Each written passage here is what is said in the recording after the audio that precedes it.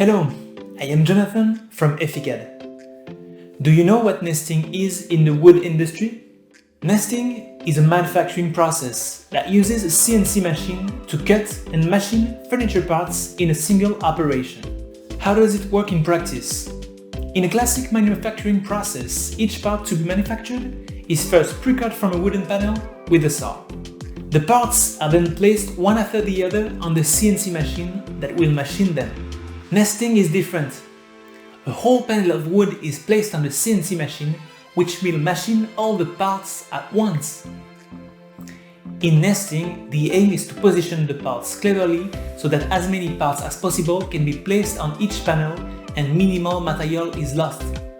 You know that optimizing the position of the parts on the panel manually can quickly become a very complex and time-consuming task. Therefore, specific software exists that can test thousands of configurations in a few seconds and propose a maximum optimized nesting. There are many types of software available.